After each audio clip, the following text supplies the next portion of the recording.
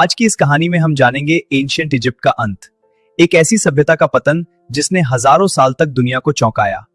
विशाल pyramid, रहस्यमयी देवता और शक्तिशाली फराओ।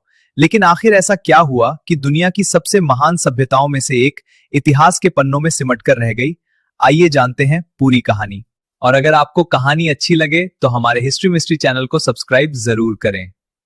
दोस्तों, कल्पना कीजिए एक सिविलाइजेशन जो पूरे 3000 साल तक दुनिया की सबसे शानदार, सबसे ताकतवर, सबसे रहस्यमयी और सबसे लंबे समय तक टिकने वाली सभ्यता बना रहा। उसने विशाल पिरामिड्स बनाए जो आज भी आसमान को छूते हैं और इंसान को हैरान करते हैं। मम्मीज बनाई जो हजारों साल बाद भी जिंदा लगती हैं। देवी देवताओं की ऐसी पूजा की कि पूरा विश्व प्रभावित हुआ। दुनिया का सबसे बड़ा एम्पायर खड़ा किया।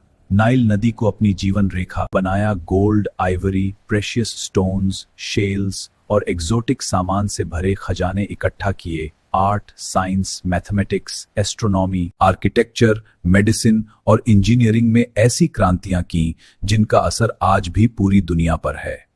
और फिर उसका अंत सिर्फ एक औरत के हाथ में एक छोटी सी सांप। क्लियोपेट्रा ने अपने सीने में एस्प सांप डाल दिया और उसी पल पूरा एंशिएंट इजिप्ट हमेशा हमेशा के लिए खत्म हो गया। रोम का झंडा नाइल नदी के किनारे लहराने लगा। लेकिन कैसे हुआ ये सब? कैसे वो सिविलाइजेशन जो floods, famine invasions, foreign rule, climate change, economic crisis और 30 सदियों की तबाही के बावजूद अपनी कल्चर, अपनी आइडेंटिटी, अपनी भाषा, अपने गॉड्स, अपने रीति रिवाजों और अपनी शान को जिंदा रखती रही, आखिरकार सिर्फ एक औरत के सुसाइड से मिट गई?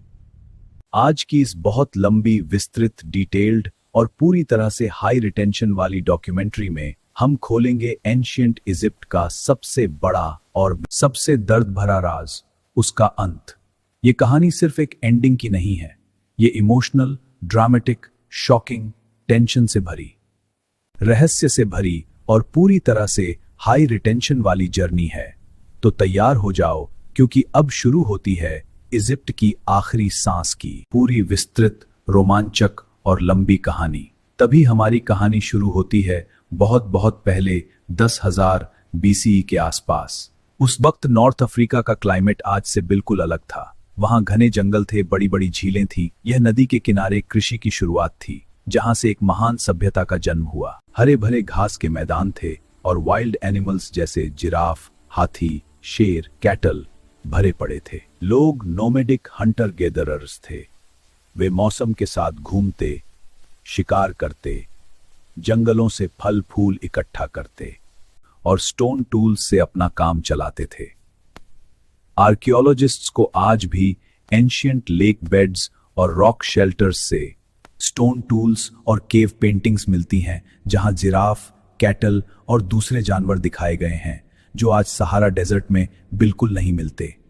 ये सब इस बात का सबूत है कि उस वक्त का क्लाइमेट बिल्कुल मुख्तलिफ था। लेकिन धीरे धीरे क्लाइमेट बदलने लगा। 7000 BCE के बाद नॉर्थ अफ्रीका सूखने लगा। रेनफॉल बहुत कम हो गई, जंगल सूख गए, झीलें सूख गई। वो इजिप्ट की जान थी। हर साल समर में नाइल फ्लड होती और अपने साथ मिनरल रिच फर्टाइल गाद लाती। इसी प्रेडिक्टेबल साइकिल ने लोगों को एग्रीकल्चर सिखाया। वे जौ और गेहूं उगाने लगे, मवेशी, भेड़ और बकरियां पालने लगे। छोटे छोटे परमानेंट विलेजेस बनने लगे। यहीं से सोसाइटी बदलनी शुरू हुई।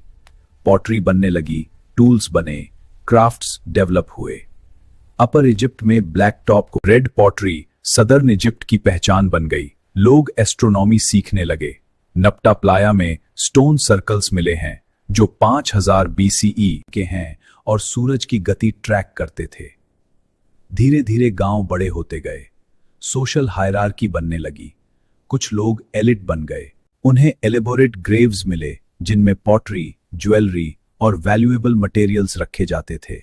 ट्रेड नेटवर्क्स शुरू हुए।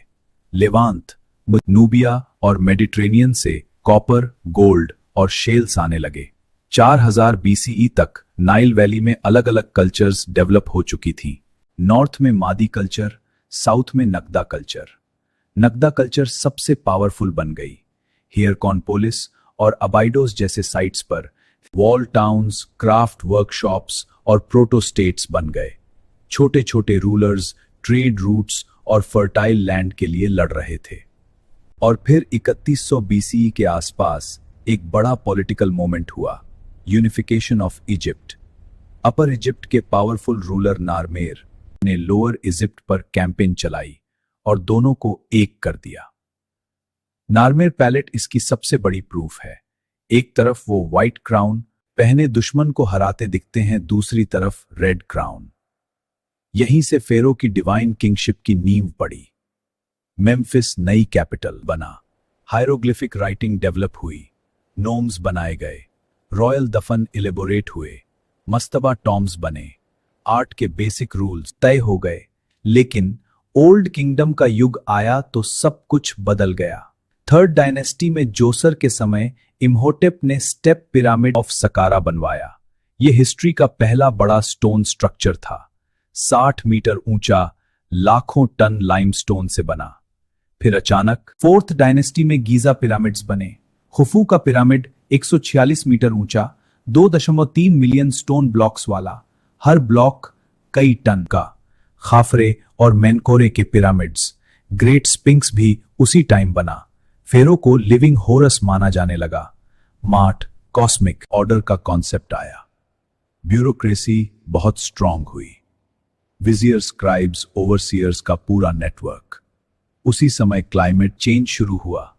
नाइल फ्लड कम होने लगे, फेमिन आई, फेरो की लेजिटिमेसी पर सवाल उठे, नोमार्क्स पावरफुल हो गए, सेंट्रल अथॉरिटी वीक हुई। और यहीं से 2180 बीसीई में पहला बड़ा कोलैप्स हुआ, फर्स्ट इंटरमीडिएट पीरियड। इजिप्ट छोटे छोटे किंगडम्स में बंट गया, लेकिन इसी फ्रेगमेंटेशन में लोकल क्रिएटिविटी बढ़ी। तभी मिडिल किंगडम का रेनेसांस शुरू हुआ। 2055 बीसीई में मेंटुहोटेप सेकंड ने इजिप्ट को दोबारा यूनिफाई किया। थेब्स कैपिटल बना। अमून रा का कल्ट पॉपुलर हुआ। किंगशिप ज्यादा रिस्पॉन्सिबल बन गई। लिटरेचर फ्लोरिश हुई। Tale of the eloquent peasant. Sinai से माइंस पुंट तक एक्सपीडिशन। फयूम में इरिगेशन सिस्टम बनाया गया। ड्वेलथ डायनेस्टी में अमेन महट और सेनुसरेट जैसे फेरोस ने इजिप्ट को फिर से गोल्डन एज दिया। लेकिन 13th डायनेस्टी में फिर इंस्टेबिलिटी आई। फिर अचानक 1650 बीसीई में हिक्सोस आए। लेवांत से आए ये लोग डेल्टा में सेटल हुए। अवारिस उनकी कैपिटल बनी। उन्होंने हॉर्स ड्रॉन चैरियट्स और ब्रॉन्ज वेपन्स इंट्रोड्यूस किए। 15th डायनेस्टी के रूप में उन्होंने नॉर्थ इजिप्ट पर रूल किया। लेकिन सदर्न इजिप्ट में थेबियन 17th का डायनेस्टी ने रेसिस्टेंस शुरू किया। कामोसे और फिर आमोसे फर्स्ट ने हिक्सोस को हराया। न्यू किंगडम शुरू हुआ।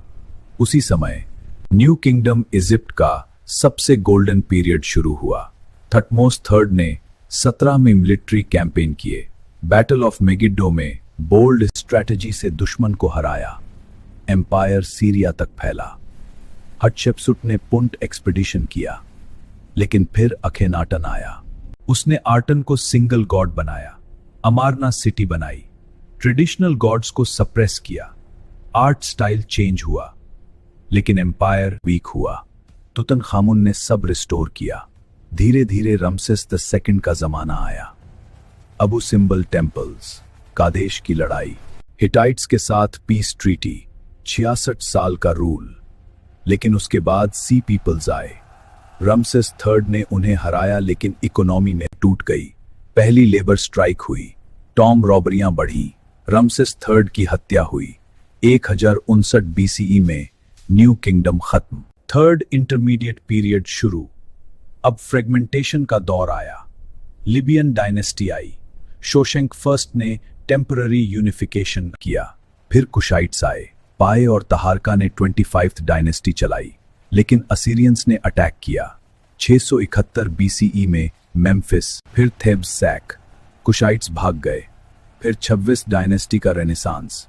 लेकिन पर्शियंस 525 बीसीई में आए। कैम्बिसिस ने इजिप्ट को प्रोविंस बना लिया। 332 बीसीई में अलेक्जेंडर द ग्रेट आया। इजिप्शियंस ने उसे लिबरेटर कहा। अलेक्जेंड्रिया बनी। टॉलेमिक डायनेस्टी शुरू हुई। ग्रीक रूलर्स ने इजिप्शियन कल्चर को अपनाया, लेकिन अंदर ही साजिशें चलती रहीं। और फिर आई क्लियोपेट्रा एजेवाई, हाईली एजुकेटेड 9 भाषाएं बोलने वाली इजिप्शियन ट्रेडिशन से गहराई से जुड़ी हुई। उसने जूलियस सीजर और मार्क एंटनी से अलायंस बनाए, लेकिन रोम में सिविल वॉर था। 31 बीसीई में बैटल ऑफ एक्टियम में ऑक्टेवियन ने उन्हें हरा दिया। मार्क एंटनी सुसाइड कर गया। क्लियोपेट्रा ने सांप डालकर खुद को मार लिया। 30 बीसीई में इजिप्ट रोमन प्रोविंस बन गया। 3000 साल पुराना इंडिपेंडेंट सिविलाइजेशन ऑफिशियली खत्म। लेकिन ट्विस्ट ये है दोस्तों, क्या इजिप्ट सच में मर गया? नहीं, उसके गॉड्स रोम पहुंच गए। आइसिस कल्ट पूरे एम्पायर में फैला। क्लियोपेट्रा की कहानी आज भी फिल्मों और किताबों में जिंदा है। रोसेटा स्टोन ने हायरोग्लिफ्स को जिंदा किया। पिरामिड्स आज भी खड़े हैं। क्लियोपेट्रा का टॉम्ब अभी भी अनडिस्कवर्ड है। तो सवाल ये है, क्या एंशिएंट इजिप्ट का अंत सच में हुआ या सिर्फ पॉलिटिकल पावर खत्म हुई, लेकिन उसकी रूह आज भी जिंदा है? अगर क्लियोपेट्रा जीत जाती तो दुनिया आज कैसी होती? क्या कोई औरत अकेले एम्पायर हरा सकती है या ये इनएविटेबल था? कमेंट में जरूर बताना, क्लियोपेट्रा को हीरो मानते हो या विलेन? अगर ये कहानी दिल तक पहुंची तो वीडियो लाइक करो, चैनल सब्सक्राइब करो और बेल आइकन दबा दो। अगले वीडियो में हम किसी और सिविलाइजेशन का अंत खोलेंगे। ये थी एंशिएंट इजिप्ट की आखिरी सांस की पूरी कहानी। नाइल की लहरों में डूबी लेकिन कभी न भूलने वाली। Thanks for watching. जय हिंद।